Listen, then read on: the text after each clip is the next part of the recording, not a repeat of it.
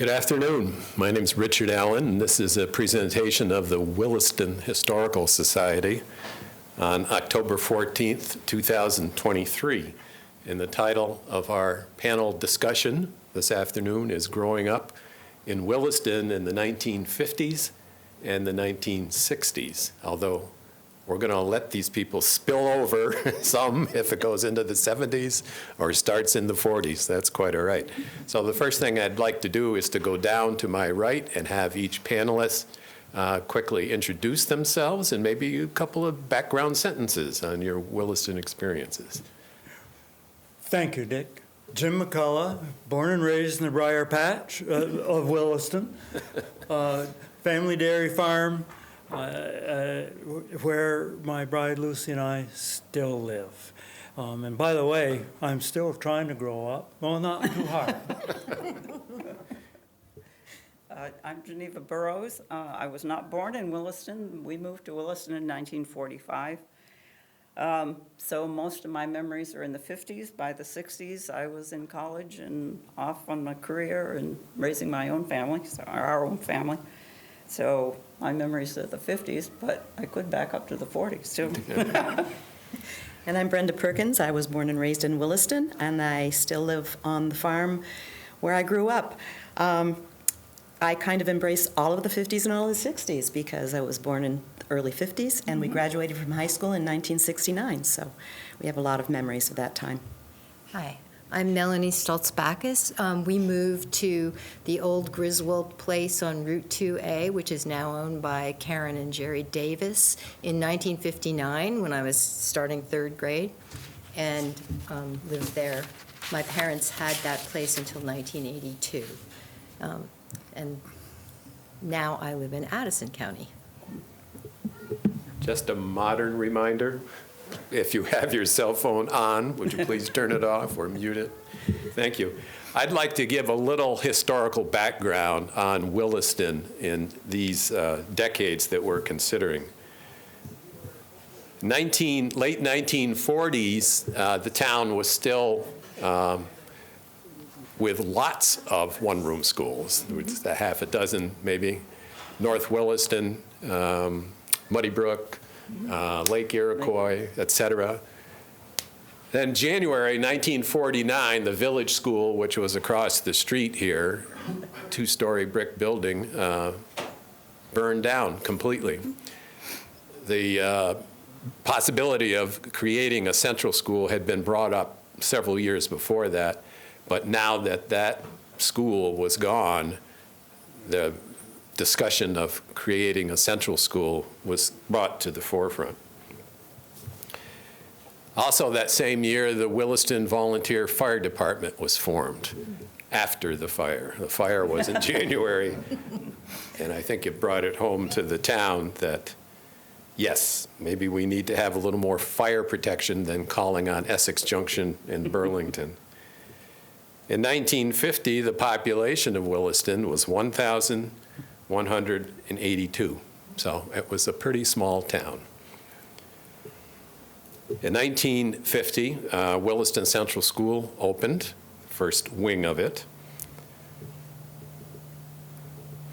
Additions came in 1954 and 1959 as the school population grew.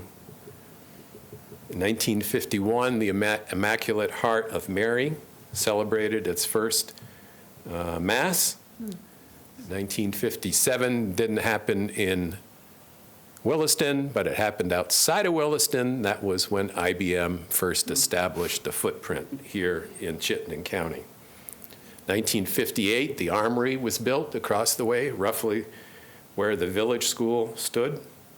1959, the front wing of the original wing of Dorothy Allen Memorial Library opened. In 1960, the population had increased to 1,484. That was about a 25% jump from 1950. 1961, some of you may remember the post office that was out here on the driveway of Williston Central School. That's when that opened. The post office had been in several locations before that. The early 1960s also brought the construction of the interstate highway. In November of 1963, the section from Richmond to South Burlington was opened, and of course that included Williston. And also in the 1960s, a lot of these neighborhoods were developed: Oneida Acres, Meadowbrook, Williston Hills, Lamplight Acres, and others. 1964, CVU opened. And hopefully somebody can tell us where they went to high school before CVU opened. 1968, a very large addition to Williston Central School, which was the back portion as it now exists. By 1970, the population was up to 3,187. Doesn't sound like a lot of people, but that was a 114% increase from 1960. So that decade from 60 to 70 was one of large growth. The only thing that comes close to that in recent history is the population increase from 1990 to 2000 was about 56%. So that's just a little overview of some of the things that happened in Williston.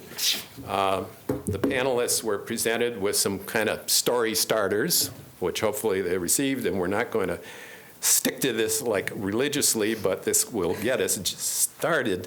And so the first part of this was, can you describe what the town was like when you were growing up there? Do you remember stores, businesses, farm areas, woods and water? What was your section of the town like? And any special places in town? So it's open to discussion. What was the town like? Your special places. Anybody speak up? Go ahead. Geneva, you look like you're ready. Well, it was pretty small when we moved here in 45. And I do remember Azeltine's store, which is now the corner Quick Stop. And Mr. Azeltine was a wonderful man, and we loved to go down and shop there. And one of my favorite memories of that store is that he had open barrels of seed. And I used to like to go put my hands down through the seeds. And one day I apparently pocketed some of the seeds. When my mother found out, she drove me back down there and made me give them back to Mr. Azeltine and apologize for taking his seeds. But that was a fun memory. Well, As long as we're talking about Mr. Azeltine, go ahead, Jim. Yeah, I know. well, yes. The afternoon could be filled with stories about Mr. Azeltine. Yeah. Mr. Azeltine to us. Yes, yes. But Kenneth to our parents, Yeah. Or Ken. But on the store's front, there were 3 groceries here in Williston during the time that we were all growing up here. And now, of course, there were 3 grocery stores, but now 1. And probably 100 times factors more groceries about 3 miles west of here. But our local groceries took care of us very, very well, and those stores were Kenneth Azeltine, the Washburns, Buck and Tiger, known to us, and Romeo Hoole, and I can't think of Romeo's wife's name. Oh, gosh. No. Mrs. Hoole. Yeah. And she had a beauty shop Yes. attached to the grocery Yes, she store, did. Right. which later down the line became Yuri's, but that was in the 70s. Yes, that's We used to call the store, the Washburn store, the Pink Store, Pink store, yeah. which was right across from the library. Yeah. And then away from this part of town, over by Kirby's Corners, was the O'Brien's store store. on that corner. So those were all small grocery stores. Right. Oh, that's right. I was always mystified by Romeo's name because I thought it was so Shakespearean. It was probably the only play I had heard of. So it was always mysterious to me.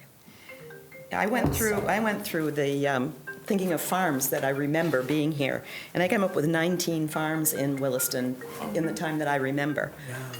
And tell me if I'm wrong, but there was Fontaine, Doenges and Babcocks, that's down North Williston.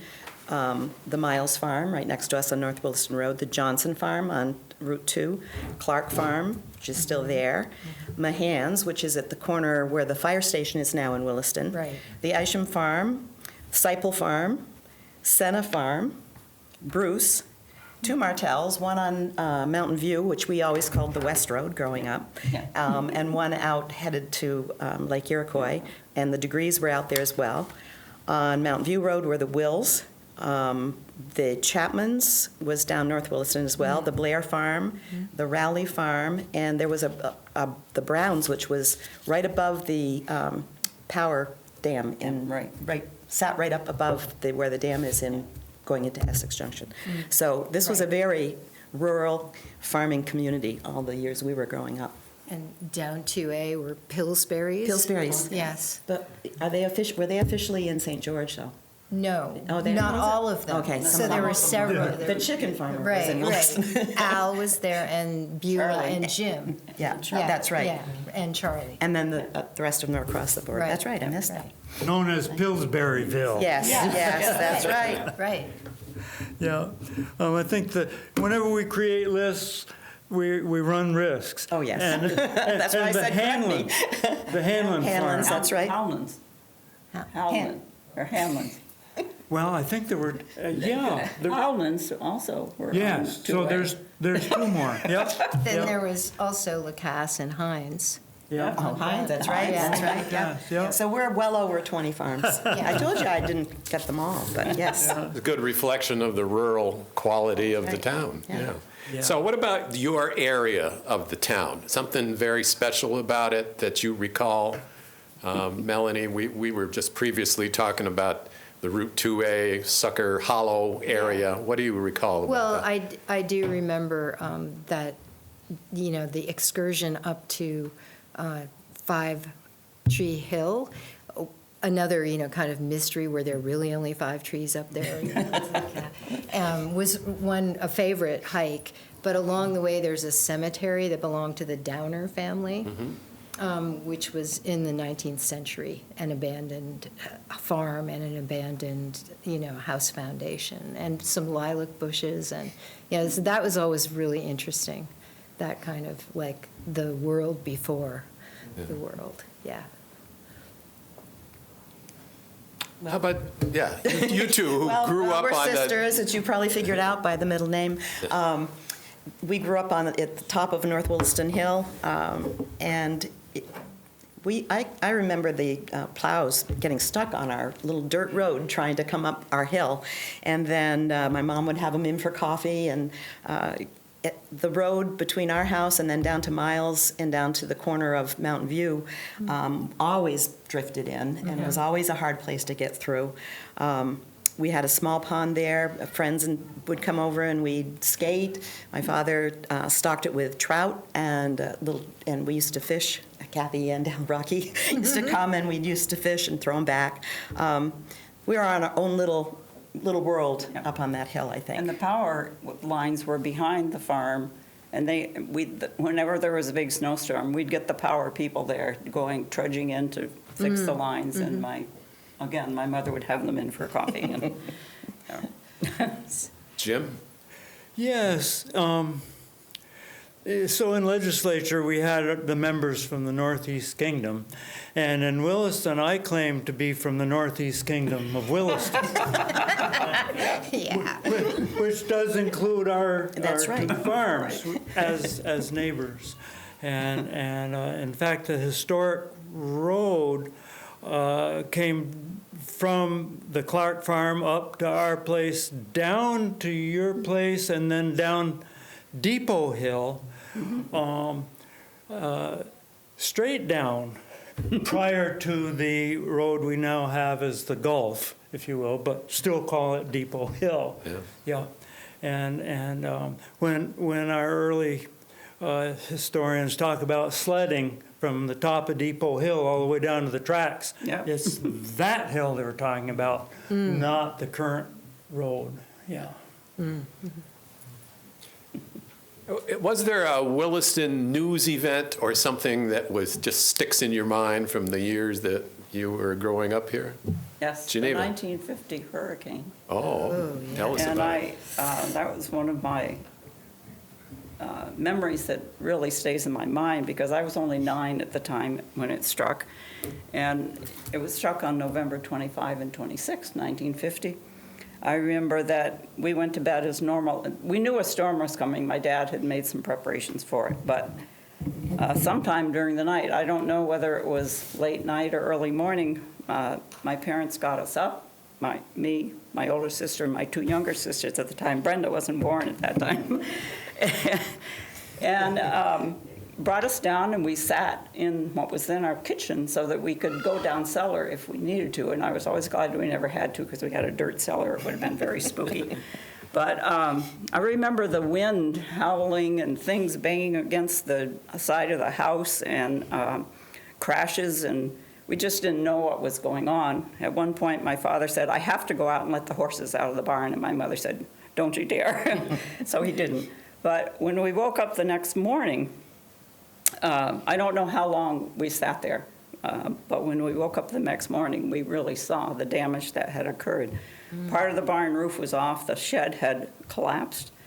There were sheets of metal off the roof that had banged into our house and were lying on the lawn in front. And part of the roof had landed on the back of our car, the side of our car, which my dad had moved to the top of the hill to get away from the trees that he thought might fall down. The Jeep, canvas-covered Jeep, was in front of the house under the trees. Part of the roof fell right behind it. The Jeep wasn't damaged at all. There was a new tractor in the shed that my father had, a Massey Harris pony, and that survived. It was unhurt, even though the shed crashed down around it. We still have that tractor. Our son Jeff owns it. We was going to be driven in the South Hero Parade this summer, but unfortunately he got COVID, so it didn't happen. Yeah. But it is still running. The other thing was that my father, and I don't know when or how he happened to have it, but he had an Army surplus gas-driven generator, small, portable. And he hooked that up, and we used, I think, probably for our refrigerator off and on. We were without electricity for several days. And he also loaned it out to farmers so they could get their milking machines going. So that was kind of neat. The other event in the 50s was the polio epidemic. And I do remember being quite taken by pictures of children in what they called iron lungs at the time. And I think for at least a couple of years, we didn't go to the fair because we were afraid of being exposed to polio. The Salk vaccine, I think, was tested in 1953 and was licensed in 1955. And I don't know when I got my polio vaccine, but I did get it. So. Other news events or major happenings, I guess? Well, I don't know if you'd call it a major happening. It was pretty major in town, and that was the bicentennial celebration in 1963. We had a huge parade. I think everybody in town participated in it. We all got to wear little bonnets and dress up. Yes, we all dressed up. Our class danced on a flatbed That's right. truck coming through town. Yep. There was a big performance that was put on behind the school. There was a lot of room behind the school. We used to call it going up on the hill. Yeah. All the additions now kind of cover it, but there was a little brook, and then there was a hill behind, and that's where we used to go and play games during school. But anyway, back to the bicentennial. Right. There was I remember, I'm trying to remember his name right now, and I can't, but he was supposed to ride a horse across to the program, and he had a rifle in his hand, and he was moving it. He was not a equestrian. And he was waving this rifle around, and the horse spooked and took off, and that sticks in my mind. Oh. They lived across from where, right at the top of French Hill. Mosley? Do you remember could the have been name? Mosley. Was that the name? I Could have don't. been Anyway, Mosley. I don't Yeah. remember the name, but Yeah. that was Probably was. that was a big event. A lot of planning, a lot of time in school and out of school planning for it. Yeah, it was a huge community It was gathering. huge, yeah. Yeah, just unforgettable in that way. And that was the bicentennial of Yes. the establishment, the charter 1963. Charter, for the yeah. town of Williston. Right. Yeah. Yes. Right. And I'm thinking, at that same bicentennial, I was riding our paint horse named Pawnee, and I was the Indian. So segue from that event to the hurricane.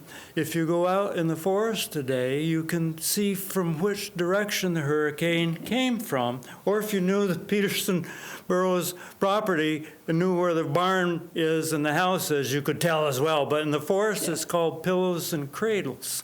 Yeah. And there's a hole here where the root ball went up, and there's a mound over here where the stump, now covered with earth and whatnot, is pillows and cradles. My memorable event is somewhat different, and a little crabby Jim McCullough, I'm just presenting it as a little bit of a political thing as well. Town meeting every year. Oh, yeah. Oh my God, it was a happening. Yes. Not only was it a happening because people baked all kinds of goodies, and we sat down as a community and ate, stuffed ourselves actually partway through the meeting. But it was also a community conversation where, for good or bad, certain individuals who shall not be named would really hog the floor and talk at length. And that was well understood by all of us, including the individuals, I'm sure.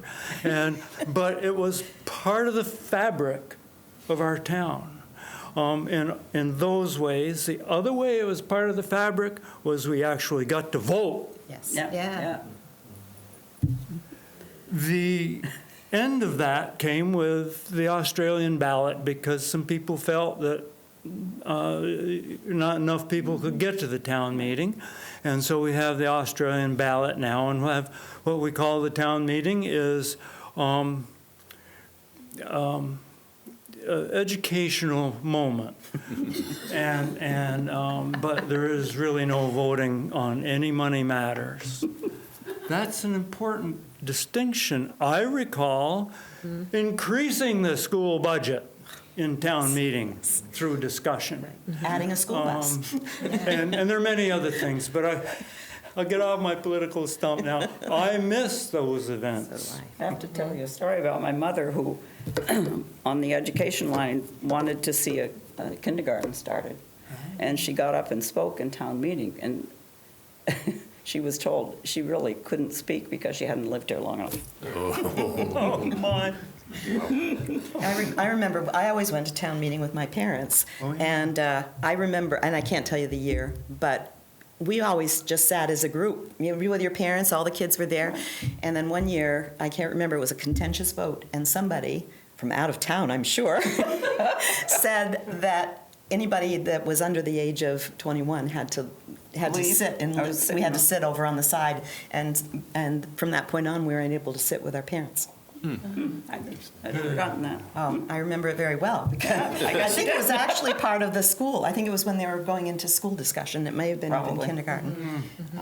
But Mother also talked at one point, and I can't remember what they wanted to do, but people were trying to vote down some change, whether it was to the central school from the one-room schools, but something. But she stood up and said, "And how many of you farmers still milk by hand?"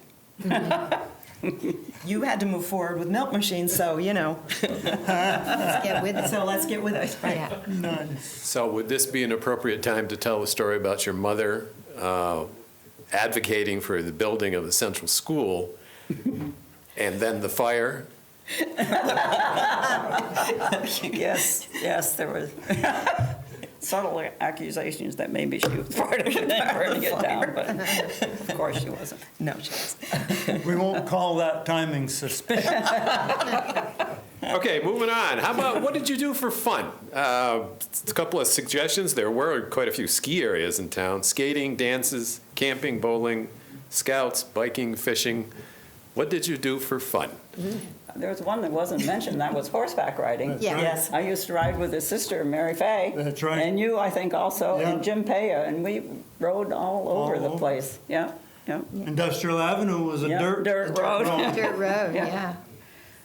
yeah. So, yeah, I rode over Brown Elm Mountain with Sharon Pillsbury quite a bit, and we could ride actually all the way up the road north to Walker Road, and then back down to our house and Sharon's, yeah.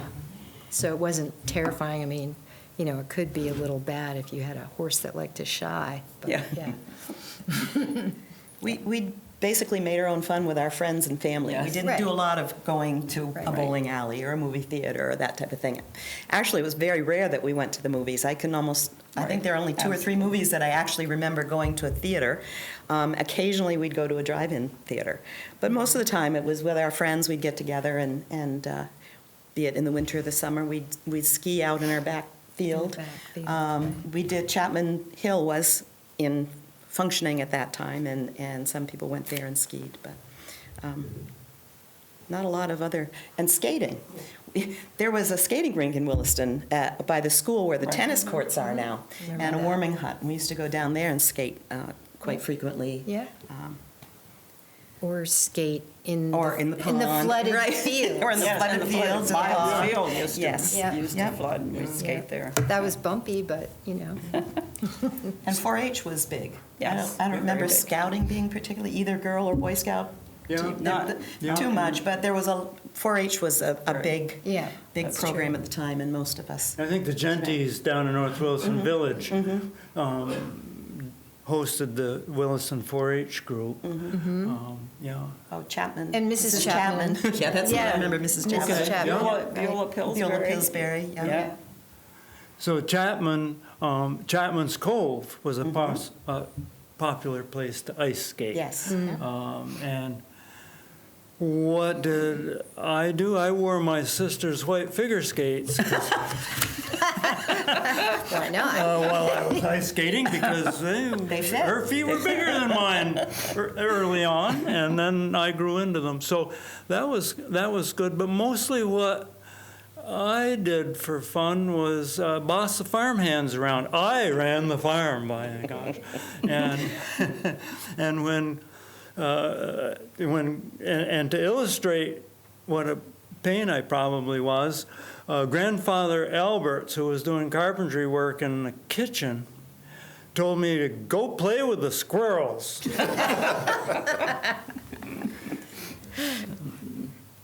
Okay, we've already talked about the celebration in 1963. What about other traditional Memorial Day, July 4th? It seems that 4th of July, going way back, was always something that Williston celebrated. Do you have any memories about that? Also Halloween or Christmas? How Anywhere? about Cabbage Night? Yeah. Cabbage night? That Yeah. was almost bigger than Halloween. Yeah. You didn't want to go outside your house, you get pelted with eggs. The bad boys used Right. to do. They burned a tire over North Williston Bridge. They burned one up here, hanging off the bridge, so it dropped into the road. I will not name names. I know who did it. They would egg cars when they went by, and I've heard a story, and you can correct me if I'm wrong, but Ward Johnson and somebody else stood by Hazeltine's store Supposedly, and yeah. the brick house there, pulling like this as cars went by, and they'd come screeching to a halt because they thought they had a wire across the road, wire. which they didn't. So Cabbage Night was quite extreme. Yeah. Well, in the 40s, living where we did, I didn't even know what trick-or-treating was. And I remember deciding we'd try to go trick-or-treating down the road from our house to the Miles farm with a girlfriend that lived down the road farther. And we got as far as the Miles house and got scared and ran back home because it was so dark. But we had Halloween parties at the farm. I don't know, but they did when you were Yep, they did a few, growing, but yep. when I was, and my father would not let us bob for apples because it was dangerous and not dangerous, but Unhygienic. unhygienic. There you go. Thank you. Yeah. Wasn't healthy. So he would string donuts from wire or thing, and then you'd have to try to get a bite out of the donut. Have you know, one, and- yeah. That's great. Yeah. So, two holidays. We were on Halloween. Being the little entrepreneur I was at 4 or 5 years old, and with the fact that my mom and dad had business concerns in Essex Junction, I wouldn't mess around with trick-or-treating in Williston. I would go to the Essex junction yes, we did once, I with think. my dad, who went in to kind of keep an eye on the property there. And that was one of my first very successful business ventures. 4th of July, and of course the extrovert politician was been in the 4th of July parade for 20 plus years here in town, but I started that career at 4 or 5 years old, and with a calf starter, 5-gallon calf starter pail turned down as a snare drum, and made a little tricorn hat. And I guess I won first prize for probably 4-year-olds. I don't know. But that was fun. I had a great time, and that might have been the start of my parade career. It was, actually. Any other 4th of July memories? Or other holidays. Yeah, I don't know. I seem to remember 4th of July really ramping up when I was probably in early college, that time period, you know, where early 70s. Yeah. And it seemed like it was just teeming with people, and, you know, Madeline Kunin, I remember her walking around, and that must have been in the 80s when she was running for governor. But, yeah, so it was, yeah, I don't recall it being incredibly a high point of summer. Now, I don't know why that is. But anyway, there were other, it seemed like we did so much stuff around school and then church, like choir practice for the Federated Church was every Thursday afternoon during school, and all of us would walk over in a big mob to the church and, you know, practice for an hour or whatever it was. And yeah, that was like a really social thing, as well as youth groups and stuff like that as we got into 7th through 12th grade. That was that era. But there was a lot going on in the world at that time. So much stuff was in the 60s, so yeah. On Memorial Day, we used to, and I only remember doing it once or twice, and that was to walk up to the cemetery, the Thomas Chittenden Cemetery, and put flags flags, yeah. on the, Yeah, and we had to memorize poems and right, speeches and things like that. right. We had musicals at school Yes. several years. And- Cowboy on the Moon. Yes, Cowboy on the Moon, Roundup on the Moon. Roundup on the Moon. There were two of them. Yes. Yeah, and one of them, and wasn't Wright the star of Yes, both? yes, So that yes. was Cameron Clark's brother, Wright, Father. my father, what am I saying? Wright, who was in our class, and he was very ebullient and very expressive. Yeah, and he sang well, so it was great. That was really fun. And then in 6th grade, our 6th grade production was the Nutcracker Nutcracker Suite. Suite, yes. Yeah, and that was very ambitious. Everybody got ballet shoes. And our mothers made our costumes out of old sheets that they dyed. Yeah, and they were all, you And know, come like up. color coordinated.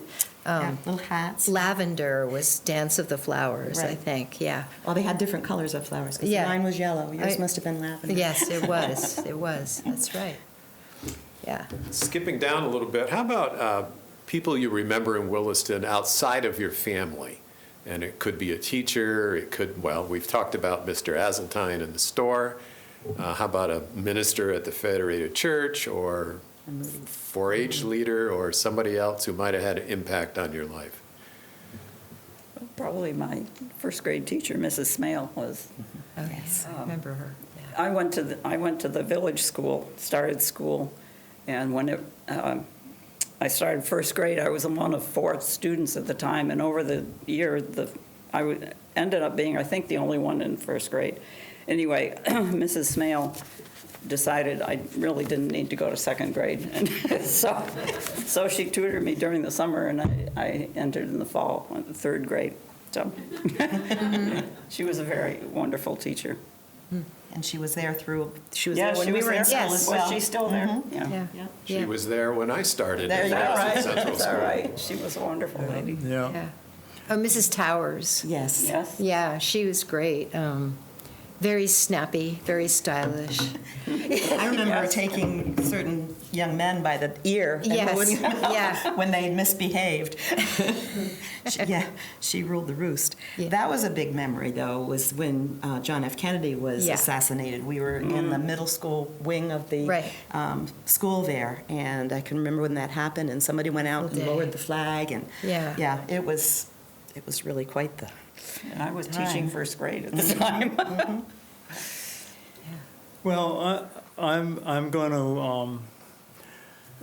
to bend the question just a little bit because I'm going to expand my family from the genealogical definition, and Frank and Clara Lashwa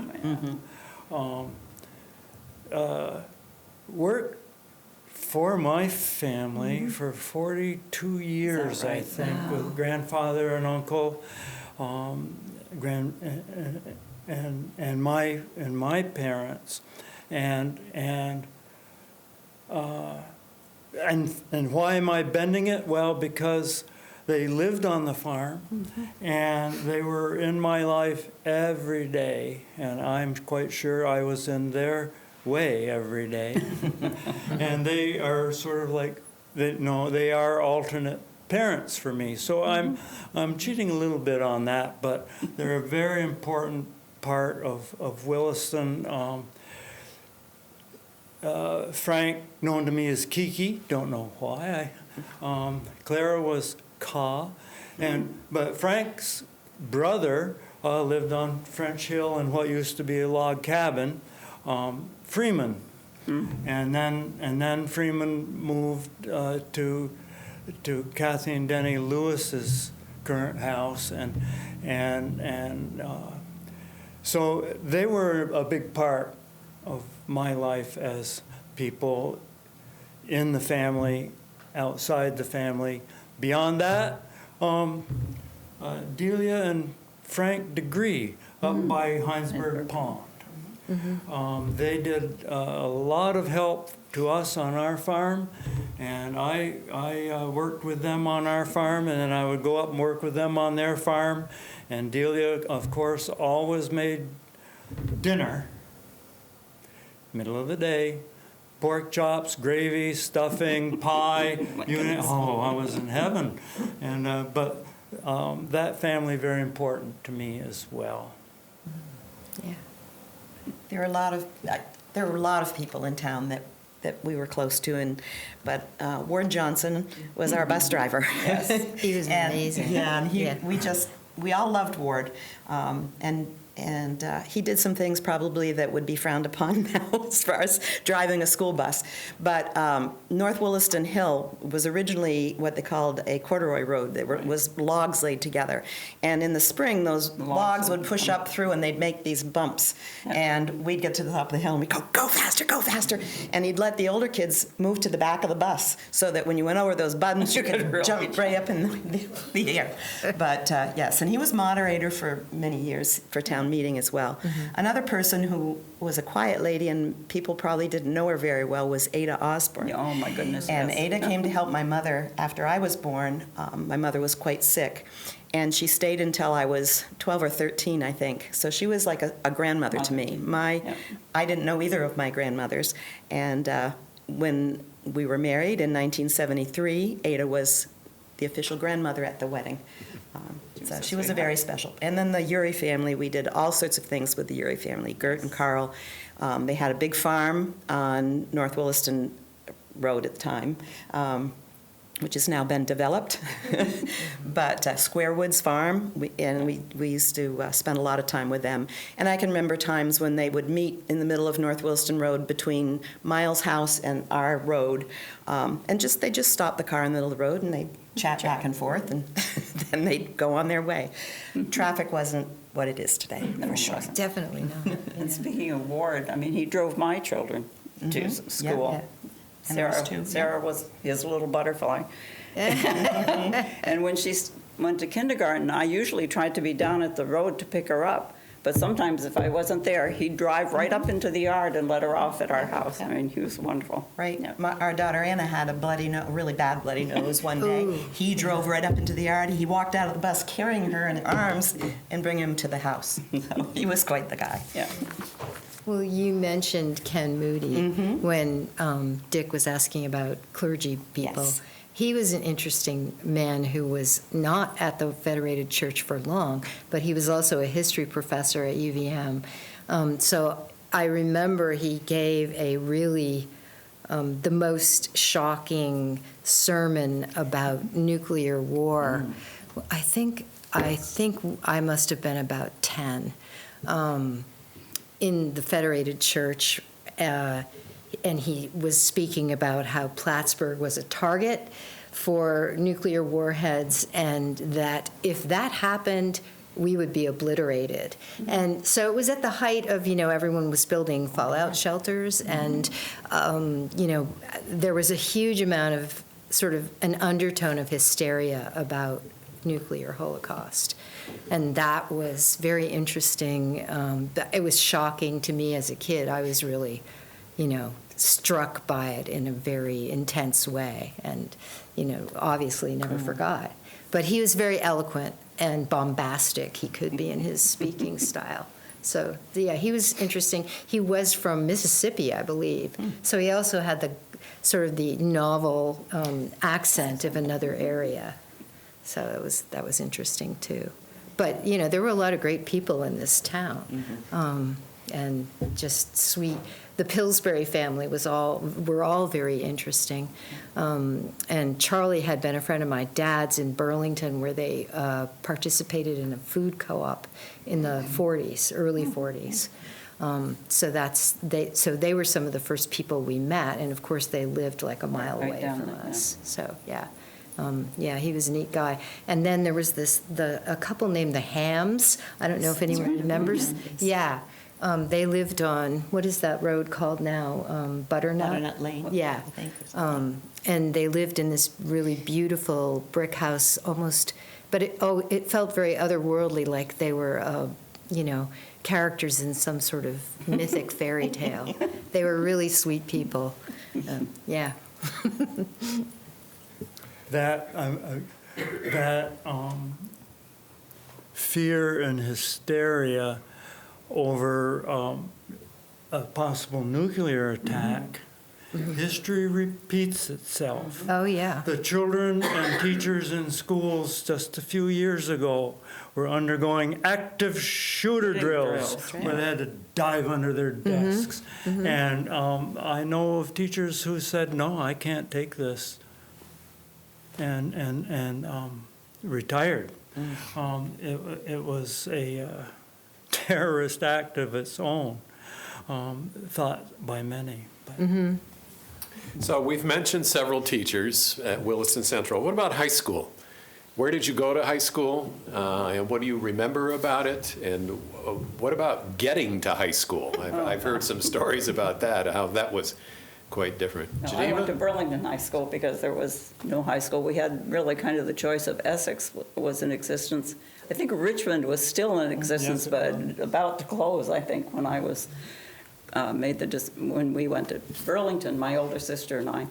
And we rode in with my dad because he worked at he was a physician at the hospital. And in later years, we picked up some other kids on the way, But that's how I got to high school. And then at the end of the day, I'd either walk up to the hospital and ride home with my father, which wasn't very good because he often worked very late and I'd be sitting there. But we also would take the Boston bus, and he would drop us off at Azeltine's store. And I've forgotten the name of the bus driver, but he was kind of fun too. And we got to know him pretty well. And the early days, we would walk from Azeltine's back home. In later days, I think starting with my younger sister, Karen, someone tried to pick her up, and my mother said, no more walking, I'll go pick you up every day. So things changed. Well, I'm jumping right in on that because guess who some of the other kids were that rode in to Burlington High School I'm sure with that's your true. dad. Yeah. And I think you and my sister had graduated Very when I famous, yeah. started doing that. Probably. But Karen was in that, Jim Swift was. Yeah. And in that truck pool. Dr. Peterson had a three-door pickup truck. Yes. And which I'm sure he bought specifically so he could be our bus driver. Yeah. And that was always really good fun, and it was great for me because I got special privileges for this, that, and the other reason. Largely because he was doing chores before he went to work. I was often late getting to school. And I didn't need any slips or anything, man. I could just be late and go to class. and I thank him for that. And yes, we did have our choice, including Heinsberg had a high school. And I chose BHS because I wanted to play football. People made their choices for good, bad, and ugly reasons. But Yeah. that was mine. Well, Melanie and I went to CVU. For a long time, I thought we were the first class to go through, but we're We're the actually the second second class class, yeah. to go to CVU, Yes. which is now the largest high school in the state. Oh, which I was- didn't- yeah, yes, I was which was thinking- not that large when we No, were there. no. We got teased a lot. They used to call us Cow Valley. And Cow we all Valley. said, well, we're proud of that. So we had... Actually, we had, I'm trying to remember who used to dress up in the cow costume and rattle. And, Oh, yeah, that's sort of a mascot rattle, creature. Here come the cattle. Right. Yes, so Yes. long bus ride, and we shared the same bus driver. He had a long route, Mr. Obie. Yes, that's right. Because we were way at one end of Williston. Melanie was kind of at the other end of Williston. Right, So it was very a long bus much. drive, but It was. Yeah. But we also had an activity bus, Yes, we which did. was great. So we were able to not only stay after school and when our parents weren't able to pick us up and so on, but we also got to know the entire geography of the 4 towns. Which was, yeah, that was exciting too. That was the beginning of the union school movement in Vermont. And so it was, we were one of the earlier Yes. schools to unionize or the 4 towns that made the district. So yeah, it was hugely innovative and really interesting, and the school was pretty progressive Yes, it then. was. And it's evolved over the years, and it's more. I think it's much more suburban now. yes. Yeah, but And most people don't take the bus anymore. right, so. right. Speaking of CVU, I remember it was built in 1964, and the steel beams for the school came to North Williston on rail, by the railroad, and then came up North Williston Hill, which was much narrower and more Wow. twisty. I didn't know. I can remember, somewhere I've got pictures, which I will look for, but we sat down at the foot of our road and watched them try to get up, The hill. jing around the corner. hill to bring those beams to, once they got past that curve, it was pretty much a straight run to where CVU was. So that was pretty impressive as well. Yeah. It's like I too rode the Boston bus home. Yes. And I had just met my current bride in high school. Her name was Lucy Pugh. And of course, anytime I would say, "Oh, her name is Lucy Pugh," and a little smirk. Well, Romeo Hoole's daughter also rode the Boston bus home, and I was excitedly telling her about this beautiful girl that I met. And she said, "What's her name?" And I said, "Well, Lucy Pugh." And she goes, "Oh, just like in a church."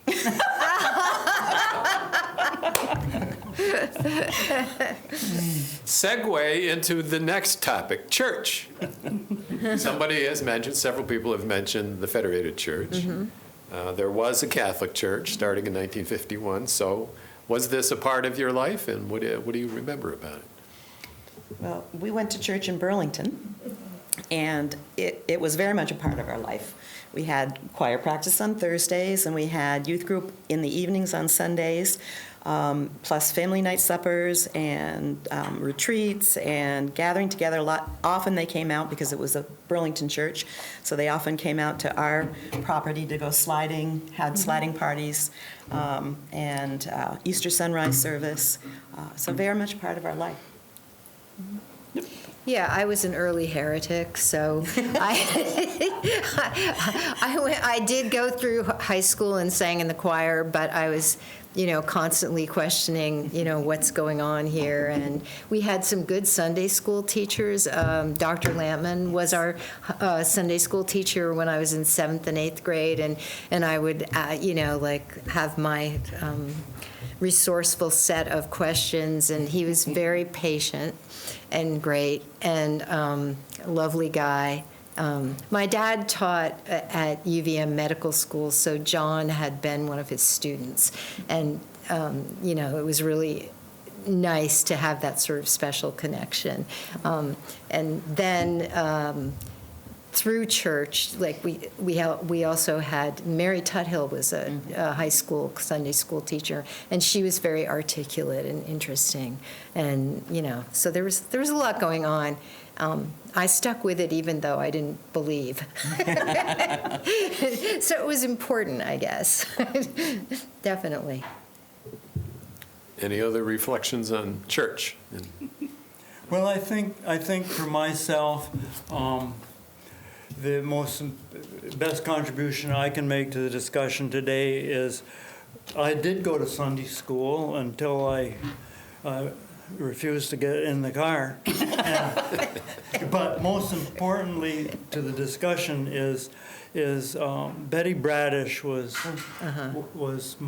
one of my Sunday school teachers that I adored, and I'm thinking it was Leota Pillsbury, but I wouldn't swear for sure. One of the beautiful Pillsbury mothers, and a very important part of the fabric of the town and the Federated Church.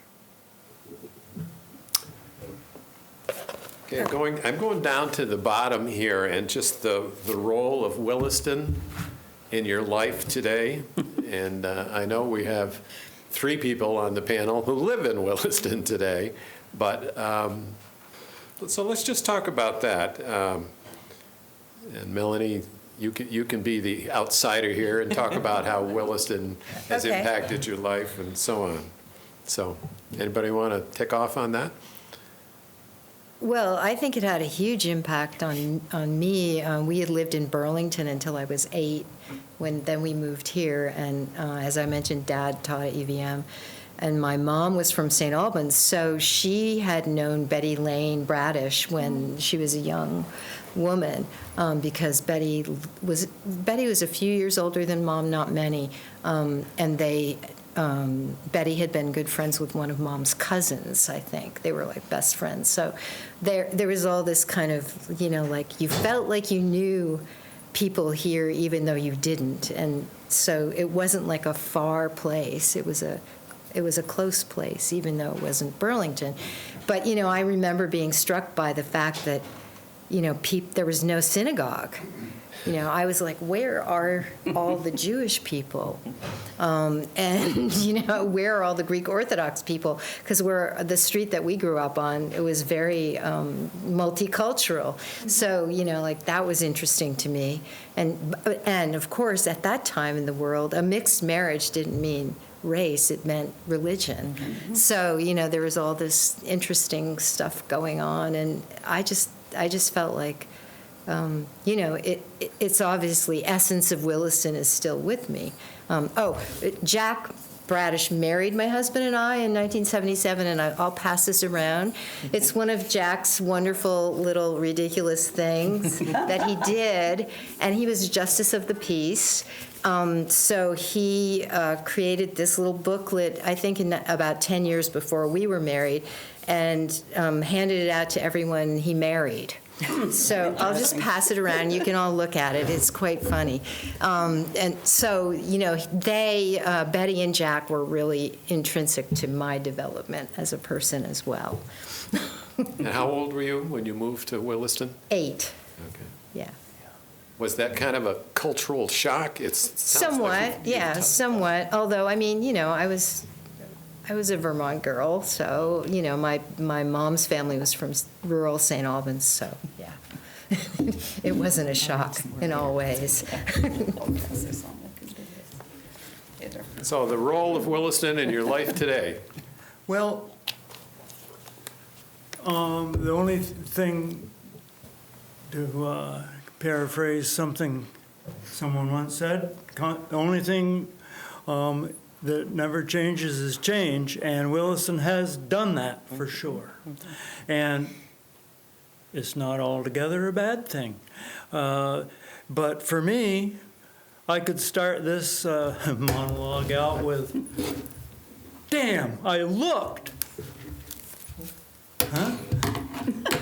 I knew pretty much everybody in town. Mm-hmm. I knew what car they drove, and when they came up my road, I wanted to know who was coming up my road, so I looked. And as Williston grew, it became useless to look. Because the cars all started looking the same anyway, and I suppose that's a function of age and not being such a motorhead. Well, that's not quite true. Still a motorhead, but at any rate, you don't know who's on the road anymore, and it does no good to look. And with that speaks to congestion, the congestion on the highways, the congestion in the air. Mm-hmm. And now we're talking noise in both categories, mm-hmm. Traffic noise. Mm-hmm. We do live at the top of a hill. We hear almost intolerable interstate noise, depending on several different things. We hear traffic on North Williston and Mountain View. Step outside our front door, and there's almost always somebody going by, even if it's at bedtime at 8:30 or 9. So the noise from the air has gotten to be intolerable. I'm not telling anybody in this room who lives in Williston anything they don't know. Certain moments during the day, everything stops until the Green Mountain boys and girls finish crossing over Williston and already into New Hampshire somewhere. So those are the things that have painted Williston canvas from the 40s to today that I think really resonate the most with me. Okay, so let's kind of do a wrap-up. Geneva, anything on your paper there that you want to bring to our attention? I don't think so. I was going to say that we moved back to Williston in 1975 after living various places, Rochester, New York, and then Stu was in the service, and we lived in Germany for a while, and when it got time to come home, we decided not to go back to Rochester and came back to Williston, and we've raised our family here, so. Pardon? You lived in Richmond. Well, we lived briefly in Richmond before we moved to Williston. And I went away to college in Maine and met my soon-to-be husband there, and then I brought him back to Vermont. And we lived in Canaan for a while and then moved back to the house where I grew up, and since our oldest son since moved into that house, and we built a retirement house right across the yard, so we live on the hill where the compound I was born. So our grandkids are the 5th generation of our family to live on that land. And I just wanted to say that a big change in Williston for me was that the center of town is no longer here in the village. That's right. We now have a big center over at Taft's Corners area, which doesn't feel like a community center, but is kind of at this point. And I feel like the community is more fragmented now with all the different communities, which is great, all the little housing developments and so forth. They are a community unto themselves, but I don't see because it's so large, I don't see the whole town of Williston being the community it was that I grew up in. I'd like to continue that conversation. When the federal government asked us on the Planning Commission, probably the 80s, did we want to keep our post office in the village? Or would it be more important to move it to the Taft's Corners area? The Planning Commission unanimously voted for the village, and they moved the thing anyway. We have that specter right now of our library Oh, really? maybe yeah. moving out of the village, and always a politician. I'm make that as a statement. We'll see what happens in the future. Those of you in the audience, our village needs the library. Yes. And yes, thank you. There is something that's burningly important for me to mention that you didn't end up asking. What was my first job? Okay. Oh, yeah, that's right. And back then, and still to some respect, people take care of their neighbors. These neighbors, the Petersons, Burrows, took care of young Jim McCullough. Dr. and Mrs. Peterson, Pat, and O.S. Peterson Jr. Hired me. It was my first paid job, and I built fence there, and I rode in the most beautiful Volkswagen bus with you and Stu out to the islands to do haying. Oh, yeah. Forgot that. And so that was my first job with some of my very most important people. And actually, Mom and Dad Peterson attended Lucy's and my wedding. Nice. Melanie, any First- kind of wrap-up, final story, final thought?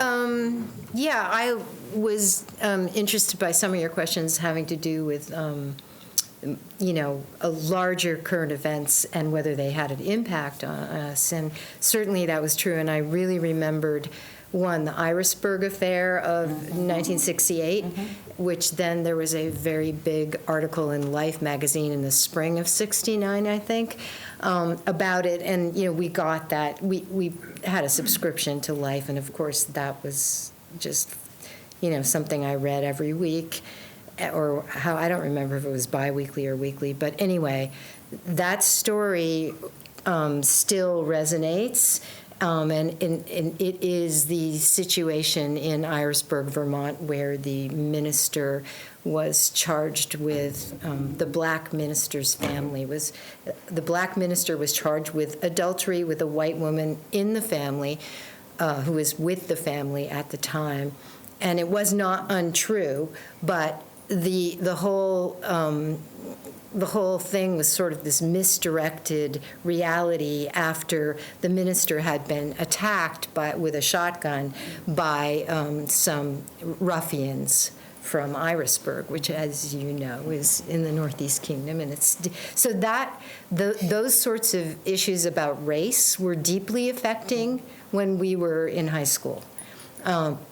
And I think, having that emerge as part of Vermont's reality was somewhat, I think it dismayed us, but also it disturbed our sort of complacency, and probably in a good way. And then Governor Hoff at that time, in 1968, with Mayor Lindsay of New York City, created this project called the Vermont New York Youth Project, and there were over 1,000 kids from Harlem who came to Vermont, and the focus was to help those kids really integrate their talent with like artistic training and also vocational training. So that was a big deal because a lot of parents were flipping out, and there were I think, well, I remember in our class Juan Perez, who was a great artist.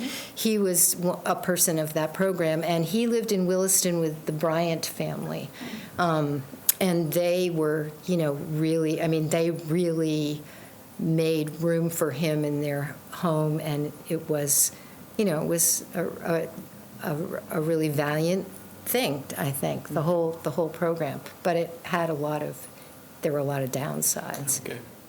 So that was really interesting, that period of time. How about from the audience? Any questions, any stories, any comments? Stu?